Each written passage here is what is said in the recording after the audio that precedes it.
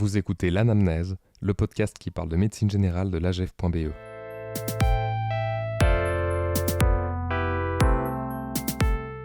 C'est la première personne que l'on consulte lorsque l'on tombe malade et qui est au cœur de la première ligne de soins. Mais c'est quoi exactement un médecin généraliste ? Quel est son rôle ? Comment le devient-on ? Et pourquoi le devient-on ? Pour répondre à ces questions, nous sommes ravis d'accueillir le docteur Michel Meurice. Bonjour docteur. Bonjour. Alors docteur Meurice, vous êtes médecin généraliste depuis plus de 30 ans. Mais pas que, car vous êtes également le président de l'Association des généralistes de l'Est francophone, le président de l'ASBL qui coordonne la garde de médecine générale dans l'arrondissement de Verviers, et également le secrétaire de la Fédération des associations de généralistes de la région wallonne. C'est bien ça ? Exact. C'est déjà un beau profil. Quelques casquettes. Alors, on va peut-être commencer par la question la plus évidente. C'est quoi un médecin généraliste ? Il y a deux mots dans médecin généraliste. Médecin et généraliste. Médecin, parce que ça donne des soins. C'est une personne professionnelle qui donne des soins. Mais médecin, ça vient aussi du latin, d'une famille en tout cas de mots latins qui signifie méditer. Et donc, dans médecin, il y a aussi le côté philosophique, un petit peu, non seulement des soins, mais aussi de la méditation à porter vers certains projets. Et puis généraliste, pourquoi ? Parce qu'on s'occupe de la globalité du patient et non pas d'un de ses organes précisément. Et donc c'est vraiment une approche globale de la santé du patient. Je pense que ça doit être d'abord et avant tout une approche globale, physique et psychique de la personne qui est en face de nous. Et ça, c'est le bon côté probablement de la médecine générale. Voilà. Et comment est-ce qu'on devient médecin généraliste ? Quel est le parcours un peu typique ? Ouais, ça a changé depuis mes 30 ans et plus de carrière, évidemment. Bon, il y a des études longues, fastidieuses, donc il faut déjà avoir beaucoup de persévérance dans les études, comme étudiant. Et puis après, chaque année, on apporte un petit peu plus d'expérience à ses connaissances. Donc c'est un métier qui se fait aussi sur l'expérience, quoi. Tous les jours, on progresse. Donc oui, pour moi, c'est une abnégation, mais surtout une persévérance quotidienne. Et maintenant, vous avez répondu à la question « Comment le devient-on » ? Pourquoi est-ce qu'on devient médecin généraliste ? À quel moment dans le parcours on se dit « Je vais faire médecine générale » et pas une autre spécialisation ? La bonne question, c'est quand même de dire, ou la bonne réponse plutôt, c'est de dire « Je suis généraliste parce que j'ai envie de l'être ». Et pourquoi a-t-on envie d'être généraliste ? Je crois surtout, fondamentalement, pour la globalité des soins qu'on donne et pas uniquement centré sur un seul organe ou une seule pathologie.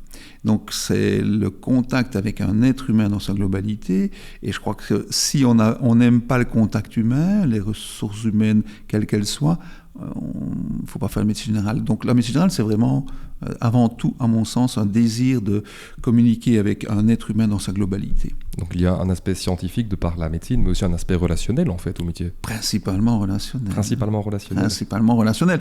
Je crois que tout le monde sait qu'un médecin qui écoute est un médecin qui aura certainement un bon diagnostic. Et après les études en médecine générale, il y a une étape qu'on appelle l'assistanat. Est-ce que c'est difficile, une fois l'assistanat terminé, de s'installer quelque part ? Je pense qu'à l'heure actuelle et au vu des demandes de la société par rapport à tout ce qui entoure l'être humain, comme on le disait tantôt, dans sa globalité, mais dans son bien-être, la médecine, on est à la recherche en fait de médecins parce que ça demande évidemment beaucoup de médecins pour pouvoir offrir cette réponse à l'ensemble de la population. Donc, est-ce que c'est difficile ? Il faut oser s'installer dans des endroits parfois qu'on ne connaît pas bien. Il faut oser parfois aller dans la ruralité alors qu'on n'est peut-être pas enclin à le faire. Mais difficulté, non. Maintenant, administrativement, il y a des aides aussi. Donc ça, il faut peut-être en parler aussi. C'est que dans certaines régions, on peut avoir de l'aide pécuniaire, qui est pas mal quand on commence un métier. Il n'y en a pas beaucoup qui sont aidés comme cela. Et puis après, on a quand même une motivation avec les contacts que l'on crée au niveau de la population locale. Et quelles sont les difficultés de ce métier? Est-ce que c'est difficile de gérer l'aspect vie privée, vie professionnelle, la fatigue professionnelle et aussi, je suppose qu'il y a une grosse charge administrative qui va avec. Est-ce qu'il y a d'autres difficultés qui entourent ce métier? On peut mettre les difficultés sur deux ordres. Il y a d'abord la charge administrative, la disponibilité qui peut parfois être un petit peu encombrante quand on a une famille. Donc ça, c'est une partie, je dirais, un petit peu officielle de la médecine. Si on est bien organisé, et avec l'évolution notamment de la garde, l'évolution aussi des cabinets qui sont groupés, on parvient à contourner un peu cette difficulté-là. La deuxième difficulté, c'est que c'est quand même un métier où on est seul face aux patients, face à la maladie, face aux questions. Et là, on peut évidemment parfois douter un petit peu de soi, être un petit peu démuni devant un diagnostic à faire. Et là, la façon de le contourner, c'est d'avoir de bonnes connaissances scientifiques, ça c'est sûr, mais aussi d'avoir un carnet d'adresses qui nous permet quand même de référer le patient vers des gens compétents dans un certain domaine, ou d'oser demander de l'aide par ses pairs, quoi. Oui, donc quand un médecin se sent seul dans une situation, il peut toujours faire appel à ses pairs, ses confrères, à d'autres structures qui peuvent l'entourer et l'accompagner dans cette difficulté. On est quand même au début de la chaîne, on n'est jamais à la fin de la chaîne, donc ça veut dire qu'on peut évidemment demander de l'aide, quelle qu'elle soit, pour résoudre les énigmes qu'on ne parvient pas à résoudre soi-même, quoi. On vient de parler des difficultés du métier, mais du coup, quels sont les meilleurs aspects du métier de médecin? Meilleur aspect, c'est d'abord la relation humaine que l'on crée avec son patient, avec ses patients. Dans le temps, on parlait de médecin de famille, c'était relationnel, c'était important, un médecin de famille. Il faisait partie de la famille, il faisait partie de l'intégrité même de ce petit noyau familial. Ça, c'est vraiment valorisant. On est vraiment, je pense encore actuellement, apprécié par les gens de par la relation humaine qu'on crée. L'autre côté, c'est que la médecine générale par rapport aux médecins spécialisés, c'est que nous, médecins généralistes, nous avons une globalité, nous voyons l'évolution d'une maladie, l'évolution d'une guérison, ça c'est toujours motivant, donc c'est un côté plaisant de la profession.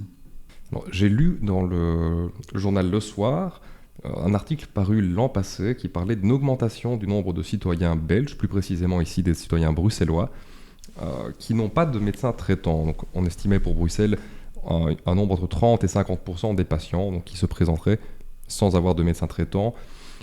Qu'est-ce qui pourrait expliquer ce constat et est-ce que c'est important maintenant d'avoir un médecin traitant qui suit régulièrement l'état d'un patient? Dans le temps, il y avait probablement aussi des patients qui n'avaient pas véritablement de médecin. On était plus par une tradition de médecin de famille. On n'avait pas une formalisation, si je peux dire, du dossier médical tel qu'on l'a maintenant. Alors, pour répondre aux questions, parce qu'il y en a plusieurs, est-ce important le nombre de patients qui n'ont pas de médecin? Oui, ça reste toujours un peu trop. Maintenant, pourquoi ? Probablement parce qu'il y a une marginalisation d'une certaine part de la population, une précarisation de cette population, une méconnaissance peut-être aussi de cette population par rapport aux soins et au coût des soins. Parfois, il y a des patients qui ont peur d'aller consulter de crainte de devoir payer beaucoup. Et alors, est-ce que c'est important d'avoir un médecin qui tient un dossier? Évidemment que c'est important pour le suivi à long terme. Donc ça évite quand même de parcourir plusieurs entités médicales avant de trouver une solution. Je crois que c'est évidemment de plus en plus important au vu de la société et du coût des soins de santé.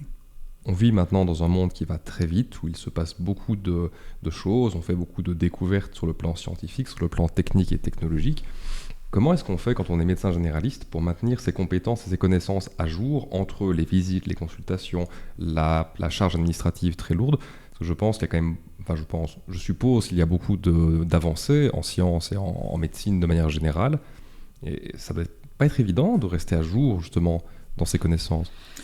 Ce n'est pas évident. Maintenant, on a quand même beaucoup plus de facilité à aller chercher des réponses rapides avec Internet tel qu'on l'a dans notre bureau. On peut évidemment avoir des moteurs de recherche spécifiques au niveau médical qui nous permettent d'aller chercher l'information là où il faut. À côté de cela, on a régulièrement des réunions scientifiques, des formations par webinaire, d'autres formations entre pairs. Donc, régulièrement, on se met évidemment au courant. La meilleure façon de s'améliorer, en tout cas au niveau scientifique, c'est évidemment l'expérience que l'on acquiert au fur et à mesure du temps, en fonction des pathologies différentes que l'on a, et de la recherche qu'on fait parfois rapidement sur ces pathologies un peu particulières, quoi. Donc, voilà, on a quand même des outils maintenant informatiques qui nous aident fortement. On n'a plus les bibles derrière nous à aller chercher, compulser à la 252e page pour voir si c'est bien cela, et qui sont déjà obsolètes parce que ça a déjà changé, quoi. Donc les outils informatiques nous aident énormément dans ce cadre-là, mais je crois que la participation à des réunions entre confrères nous permet aussi de partager des expériences et d'améliorer nos connaissances. Et est-ce que c'est un métier qui évolue, médecin généraliste? Est-ce qu'il y a des différences entre la pratique que vous avez maintenant et celle que vous aviez à vos débuts? Fondamentalement, évidemment. Surtout à mon âge, évidemment, on peut les additionner, les changements. Oui, le changement, on est devant une médecine qui a beaucoup plus de côté scientifique, évidemment, même si au départ, on était formé d'une manière scientifique. Mais ici, on est vraiment devant des notions scientifiques beaucoup plus importantes, des evidence-based medicine, comme on appelle, qui doivent être respectées quand même, que l'on respecte le plus souvent. Maintenant, ce qui n'a pas changé, et j'ose espérer que ça ne changera pas avec l'avenir, c'est quand même que nous ne travaillons pas qu'avec des algorithmes. Donc nous avons quand même une sorte d'intuition médicale avec les relations humaines que l'on crée avec nos patients. Il y a quand même une partie qui est un tout petit peu, je dirais peut-être pas intuitive, mais qui nous donne parfois une sorte d'hésitation sur ce que le scientifique voudrait nous imposer. En 2002, un arrêté royal décrivant les missions attribuées au cercle de médecine est publié au Moniteur belge. C'est quoi exactement un cercle de médecine ? Le mot cercle, c'est déjà bien, parce que c'est un rond autour de laquelle on pense à une grande table autour de laquelle tous les médecins d'un territoire déterminé se retrouvent. Et ils se retrouvent pourquoi, parce que on a créé des missions dont on parlera juste après. Mais l'idée du cercle, moi j'aime bien, parce que c'est quelque chose de convivial, un cercle. C'est pas une table carrée, rectangulaire, longue, où celui qui est au bout ne voit pas celui qui est à l'autre bout. Donc le cercle, c'est vraiment la réunion des médecins généralistes d'un territoire déterminé. Ça, c'est sûr. Et du coup, quelles sont les missions d'un cercle ? Et alors, on arrive évidemment aux missions, les missions qui ont évolué au fur et à mesure du temps, parce qu'on parlait de l'année 2002, on est à 22 ans maintenant de cette création de cercle, 21 ans pour être exact, parce que c'était fin 2002 quand même. Les missions, au départ, c'était l'organisation de la garde principalement. Et nous, on l'a fait en grand, puisqu'on a bien évolué au niveau de la garde par rapport à ce que c'était au début. Il y a d'autres missions aussi de représentation des médecins généralistes vis-à-vis des autorités, quelles qu'elles soient, locales, provinciales, régionales. Donc on a une mission de rapport, en fait, de ce que les médecins généralistes locaux pensent ou ont besoin par rapport à nos autorités. Ça, c'est une mission importante aussi et qui évolue de plus en plus par la régionalisation des soins de santé en partie, en tout cas. Il y a d'autres missions, peut-être comme des relations avec les hôpitaux aussi, c'est important, puisque la première et la deuxième ligne, parfois, ne se croisent pas toujours. Maintenant, il peut y avoir aussi des missions un petit peu plus spécifiques en fonction de la zone que le cercle représente, quoi. Vous parliez de la garde tout à l'heure. Alors, ici, la garde, si je ne me trompe pas, elle est coordonnée par une association tierce, qui est l'association GEFDG, dont vous êtes aussi le président, et qui est une association fêtière qui permet de se rencontrer et qui a été faite avec la collaboration des cercles de médecine germanophone, c'est bien ça ? Exactement, oui. on a voulu mutualiser les efforts et rendre la garde moins difficile pour tous les médecins de l'arrondissement de Verviers, y compris les médecins germanophones. Pourquoi moins difficile? Parce qu'on diminue la récurrence des gardes et qu'on continue à donner dans de meilleures conditions des soins de qualité. Est-ce que vous avez des exemples de projets menés à bien par un cercle comme l'AGEF ou de situations dans lesquelles un cercle peut venir en aide aux médecins qui en sont membres? Alors, évidemment, la garde est un très bel exemple où on a, avec beaucoup d'énergie, modifié totalement le principe de la garde ancienne, qui était une garde plutôt ou de quartier ou de petite ville, où les médecins s'entraidaient entre eux, mais qui était devenu très épuisant. Donc la garde, ça c'était le plus bel exemple de la réalisation dans les 10 dernières années. À côté de cela, et ça a été flagrant évidemment, de voir ce qu'un cercle organisé pouvait amener, c'est le Covid, la vaccination Covid, où on a eu des réactions très rapides pour coordonner tout cela en accord avec les hôpitaux, et même les hôpitaux nous ont demandé presque de l'aide finalement. Donc le cercle a pu coordonner et les testings, et les vaccinations, et les prises en charge de patients atteints par la maladie dans les maisons de repos, dans certains centres qui accueillaient les patients malades. Et puis un très bel exemple de solidarité engendrée dans notre cercle, ce sont évidemment les inondations dont tout le monde se souvient en 2021 et qui ont amené en peu de temps à une coordination parfaite entre les médecins du cercle et les médecins qui étaient impliqués par les inondations et aussi les patients qui avaient tout perdu dans certaines inondations. On a dû faire une continuité de soins. Presque sur 24 heures, on a pu créer cela et grâce à tous les membres du cercle. La continuité de soins, justement, qu'est-ce que c'est exactement? On en entend parler souvent, mais qu'est-ce donc? C'est la base même de tout ce qui est contraignant pour le médecin. Donc, la garde, elle est basée sur la continuité des soins. Ça veut dire qu'un patient doit pouvoir contacter un médecin ayant un diplôme de médecine générale à tout moment du jour et de la nuit, toute l'année. D'où cette transcription de la réalité. On a créé des aides de garde. À l'époque, c'était pas vraiment des gardes très, organisées. Donc, c'est-à-dire que quand un médecin est absent, il doit pouvoir confier sa patientèle à d'autres médecins de diplôme équivalent pour pouvoir répondre à la demande du patient. Donc ça, c'est la base même de notre métier. Nous devons avoir une possibilité de référer nos patients, si on n'est pas là, à un médecin à équivalent de diplôme. Donc la garde, ça sert à cela, mais ça veut dire aussi que quand on est dans un groupement, par exemple, on peut très bien dire « je prends un peu de repos, je prends une après-midi ou une matinée et je confie mes patients qui auraient besoin de soins à un confrère à équivalent de diplôme ». Donc c'est ça la continuité des soins, c'est dire le patient doit pouvoir avoir une réponse immédiate à un problème médical. Donc en fait la continuité des soins, c'est vraiment permettre aux patients de toujours pouvoir accéder à un professionnel médical. C'est ça, tout à fait. Rapidement. De médecine générale, donc de première ligne, absolument. Sans devoir aller encombrer nécessairement les urgences des hôpitaux. Mais existe-t-il d'autres structures, à part le cercle, qui peuvent aider et accompagner les médecins dans leur pratique quotidienne? Il y a eu d'autres structures qui sont venues se greffer, si je peux dire, mais en tout cas accompagner les cercles de médecine générale. On pense évidemment au CISD. Dans notre région, on appelle ça le CISDEF, donc c'est le service d'intégration des soins à domicile. C'est une sorte de coordination de tous les soins de première ligne pour que le patient puisse rester à domicile. Ça a été évidemment fait dans la même continuité que les cercles. Nous, on a eu la chance de pouvoir créer un cercle et un CISD qui avaient le même territoire, donc ça facilite les choses. On a aussi, mais c'est plus ancien, ça, la SMAF, qui est un organisme médical pur, mais rassemblant spécialistes et généralistes pour avoir une formation scientifique. Dans le cadre plus large, évidemment, que l'arrondissement de Verviers, il y a des structures comme les syndicats, qui peuvent nous aider dans la défense de notre profession.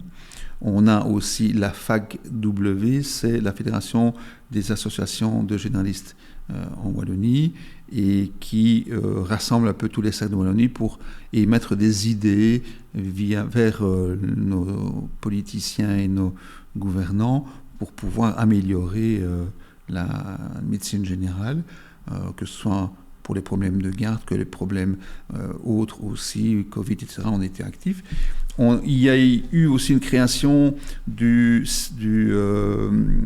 collège de médecine générale qui reprenait non seulement les médecins généralistes, mais aussi les intervenants dans l'apprentissage, donc c'est-à-dire les universités, les syndicats. Ça a essayé de reprendre un peu l'ensemble de toute cette structure qui peuvent aider le médecin généraliste dans sa pratique quotidienne. Le collège qui est apparu pendant la crise Covid, si je ne me trompe pas. Le collège est apparu juste avant la crise Covid, mais a été dévoilé pratiquement par la crise Covid. Mauvais timing. En prenant des positions qui nous ont aidés peut-être à être plus sûrs de nous dans certaines décisions, quoi. Oui, c'est une structure qui a été très très active pendant la crise et qui active, continue d'être très active d'ailleurs. Oui, tout à fait. Est-ce qu'il existe aussi des aides créées par le cercle? Donc je pense peut-être à quelque chose comme le point santé. Alors, à l'intérieur du cercle même, on a essayé d'amener des outils pour le médecin, mais qui sont utiles aussi évidemment pour le patient. Autant dans le CIST, vous avez le patient au centre, autant dans le cercle, vous avez le médecin qui est au centre. Et le médecin doit pouvoir bénéficier d'outils. Un des outils, c'est le point santé. Le point santé, c'est une sorte d'organisation régionale multidisciplinaire basée sur une maladie. Donc ça veut dire on va créer une multidisciplinarité autour d'une maladie. Le diabète, l'insuffisance rénale, on essaye de progresser, nous, avec l'Alzheimer, par exemple, le projet est sur pied. Donc ça veut dire que c'est vraiment un outil destiné aux médecins pour bien prendre en charge une pathologie distincte, que ce soit le diabète, que ce soit l'insuffisance rénale, ou bientôt, j'espère, l'Alzheimer, au tout début, et de pouvoir suivre le patient avec l'aide de spécialistes, mais en gardant la main sur cette pathologie-là. Ça, c'est le premier. Le deuxième qu'on a créé aussi, et c'est un peu voulu par la région Wallonne, c'est l'OST, Outbreak Support Team. C'est un peu anglais, mais enfin bon. Et donc là, c'est plutôt une expertise sur l'hygiène, sur les pathologies infectieuses avec le risque de contamination. Et donc ça apporte aussi un outil aux médecins sur l'expertise claire et nette des maladies à infection et à contamination importante. C'est assez complexe, donc c'est bien qu'on ait cet outil-là pour pouvoir poser des questions, intervenir rapidement, être un interlocuteur favorable avec les instances politiques qui doivent prendre des décisions aussi. Donc ça, c'est un outil supplémentaire créé par le cercle. Oui, donc au final, un médecin généraliste n'est pas seul dans sa pratique. Il a quand même tout un ensemble de structures qui gravitent autour de lui. Alors, on essaye évidemment que ces structures ne soient pas trop disparates et je pense que le cercle a un rôle aussi d'assurer cette continuité entre le médecin généraliste et ces structures qui, pour quelques-unes, existaient déjà, et pour les autres, on a créé, pour qu'il y ait un lien plus rapide et que le médecin ne se sente pas isolé devant la confrontation avec une pathologie un peu exceptionnelle, quoi. Et est-ce que c'est important pour les médecins de s'impliquer dans un cercle ? Moi, je pense qu'il y a deux réponses à cela. C'est important, évidemment, parce qu'on a besoin qu'il y ait des gens qui s'occupent un petit peu de l'organisation. Donc, c'est organisationnel. C'est important que les médecins eux-mêmes prennent en charge cette organisation. Donc, oui, c'est important qu'un médecin vienne dans un cercle pour amener ses compétences, son expérience au niveau de l'organisation de la médecine générale. Et la deuxième réponse que je fais souvent à mes jeunes confrères, c'est important aussi de ne pas être toujours le nez dans le guidon et d'être médecin non seulement des soins, mais aussi de prendre du recul et de voir comment on organise la médecine générale. Ça permet parfois de prendre de la distance et d'éviter certaines réactions un peu burn-out ou autres. D'avoir un peu de recul sur soi et sur son métier finalement. Exactement, on voit le métier d'un autre côté, par l'autre bout de la lorgnette, comme on dit, et ça permet parfois de relativiser certaines choses. Qu'est-ce que vous diriez ou conseilleriez à des jeunes qui hésitent à se lancer dans des études de médecine ou à de jeunes médecins qui commencent justement leur carrière ? il ne faut pas hésiter. Si vous avez beaucoup d'empathie, si vous avez une facilité et surtout un amour de la relation humaine, et que en même temps vous avez un esprit un peu scientifique, parce qu'il faut une base de science, il n'y a rien à faire, allez-y, foncez, la médecine générale est faite pour vous. Si vous êtes plus scientifique que relation humaine, bon, je dirais peut-être faites la radiologie, mais il y a toujours quand même une partie de relation humaine dans la médecine, quelle qu'elle soit. Mais la médecine générale, c'est surtout c'est un bonheur d'avoir une relation humaine avec quelqu'un, même parfois, si elle peut être conflictuelle, ça fait partie du principe même de la société, c'est de pouvoir résoudre ces conflits sans entrer en guerre, quoi. Pour conclure cet épisode, Dr Meurice, médecin généraliste, est-ce que c'est le plus beau métier du monde ? Alors, on disait que c'était le plus vieux métier du monde, on n'ose plus le dire, ça. C'est le métier le plus passionnant, en tout cas, que je connaisse. Maintenant, je n'en ai pas pratiqué beaucoup d'autres. Et il ne faut pas nécessairement être passionné, mais il faut être amoureux de la vie, de l'être humain, je pense, pour faire le métier. Et on a une valorisation, parce que les gens, en retour, vous donnent beaucoup de plaisir et d'amour, je voudrais dire même cela. Merci beaucoup d'avoir accepté cette invitation et d'avoir participé à ce premier épisode. Avec plaisir. Merci à vous d'avoir écouté cette émission. N'hésitez pas à nous donner votre avis, ça nous fait toujours plaisir. Vous pouvez également nous soutenir en vous abonnant et en partageant cet épisode autour de vous. On vous donne rendez-vous très bientôt pour le prochain épisode de l'Anamnèse. Au revoir.